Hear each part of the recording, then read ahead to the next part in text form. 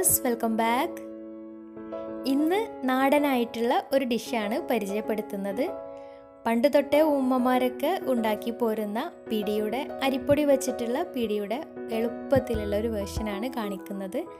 പിന്നെ ഈ ഒരു റെസിപ്പി ബ്രേക്ക്ഫാസ്റ്റ് ആയിട്ടും ലഞ്ചിനും ഈവനിങ് സ്നാക്കായിട്ടും അതുപോലെ തന്നെ കുട്ടികൾക്ക് ടിഫിൻ ബോക്സിലൊക്കെ കൊടുത്തു വിടാൻ പറ്റിയ നല്ലൊരു ഡിഷാണ്. കാണുന്ന പോലെ തന്നെ നല്ല ടേസ്റ്റുമാണ് കഴിക്കാനും. പിന്നെ സാധാരണ പിടിയുടെ ആ ഒരു റിസ്ക് ഒന്നും ഈ ഒരു പിടിക്കില്ല. അപ്പോൾ വീഡിയോയിലേക്ക് കിടക്കുന്നതിന് മുമ്പ് ആരെങ്കിലും ചാനൽ സബ്സ്ക്രൈബ് ചെയ്യാത്തവരുണ്ടെങ്കിൽ സബ്സ്ക്രൈബ് ചെയ്യാൻ മറക്കരുത്. ഒപ്പം തൊട്ടടുത്തുള്ള ബെല്ലൈക്കണും കൂടെ ഒന്ന് ക്ലിക്ക് ചെയ്യുക. എന്നാലേ ഇനി ഞാൻ പുതിയ വീഡിയോസ് ഇടുമ്പോൾ അതിൻ്റെ നോട്ടിഫിക്കേഷൻസ് ഒക്കെ പെട്ടെന്ന് തന്നെ കിട്ടുകയും ചെയ്യുള്ളൂ. അപ്പോൾ സിമ്പിളായിട്ടുള്ള ഈ ഒരു പിടി എങ്ങനെയാണ് തയ്യാറാക്കിയെടുക്കുന്നതെന്ന് നോക്കാം. അതിനായിട്ട് ആദ്യം തന്നെ ഇതുപോലൊരു പാത്രം സ്റ്റൗവിൽ വെച്ചിട്ട് അതിലേക്ക് 1.25 കപ്പ് വെള്ളം ഒഴിച്ചു കൊടുക്കാം.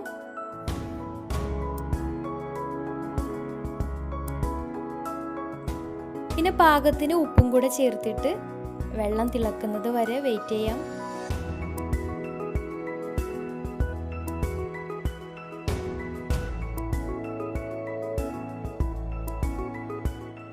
വെള്ളം നന്നായിട്ട് തിളച്ച് വന്നാൽ അതിലേക്ക് 1 കപ്പ് അരിപ്പൊടി ചേർത്തിട്ട് നന്നായിട്ടൊന്ന് മിക്സ് ചെയ്തെടുക്കാം.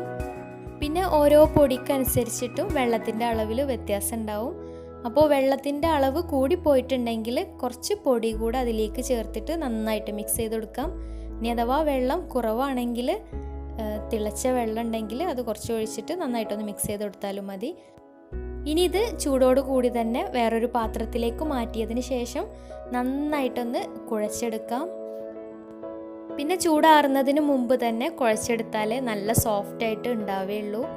അതുപോലെ തന്നെ ഇടയ്ക്ക് കയ്യിൽ വെള്ളം ആക്കിയിട്ട് കുഴച്ചെടുക്കുകയാണെങ്കിൽ പെട്ടെന്ന് തന്നെ എളുപ്പത്തിൽ കുഴച്ചെടുക്കാനും പറ്റും.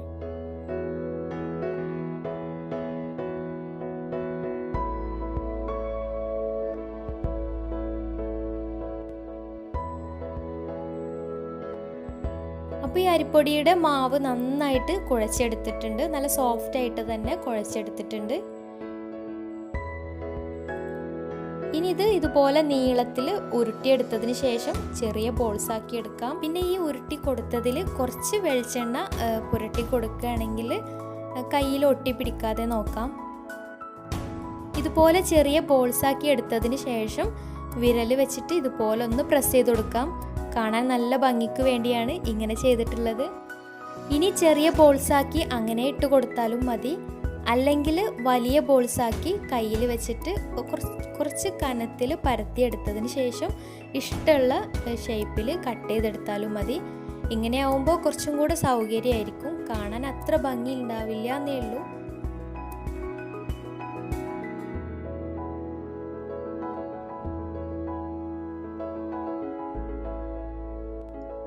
ഇതുപോലെ എല്ലാ ബോൾസും റെഡിയാക്കി എടുത്തിട്ടുണ്ട്.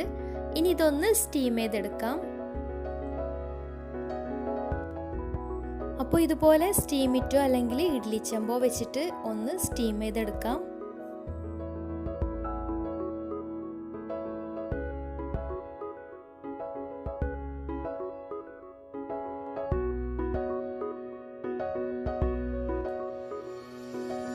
പത്ത് മിനിറ്റ് കഴിഞ്ഞതിന് ശേഷം തുറന്ന് നോക്കാം. അപ്പോൾ നന്നായിട്ട് വെന്ത് വന്നിട്ടുണ്ട്. ഇനി ഇത് വേറൊരു ഭാഗത്തേക്ക് മാറ്റി വെക്കാം. കാരണം ചൂടോട് കൂടി ആവുമ്പോൾ സ്റ്റീം ചെയ്തെടുത്തതാവുമ്പോൾ ഒരു ഒട്ടലുണ്ടാവും. അപ്പോൾ ഒന്ന് തണുത്ത് കഴിഞ്ഞാൽ വേറിട്ട് തന്നെ നിൽക്കും, ഒട്ടലൊന്നും ഉണ്ടാവില്ല. പിന്നെ നല്ല സോഫ്റ്റ് ആയിട്ടാണ് ഉള്ളത്. ഇനി ഇതിലേക്കുള്ള മസാല റെഡിയാക്കി എടുക്കാം. അപ്പോൾ അതിനായിട്ട് ഒരു മിക്സിയുടെ ജാർ എടുത്ത് അതിലേക്ക് 1 കപ്പ് തേങ്ങ ചിരകിയത് ചേർത്ത് കൊടുക്കാം. പിന്നെ അതിലേക്ക് 2-3 അല്ലി വെളുത്തുള്ളി, 1.5 ടേബിൾ സ്പൂൺ മുളക് പൊടി ഇവ കൂടെ ചേർത്തിട്ട് പിന്നെ പാകത്തിന് ഉപ്പ് കൂടെ ചേർത്തിട്ട് ഒന്ന് അടിച്ചെടുക്കാം. ഒരുപാട് അരഞ്ഞു പോവേണ്ട, നിർത്തിയിട്ട് ജസ്റ്റ് ഒന്ന് ചതച്ചെടുത്താൽ മതി.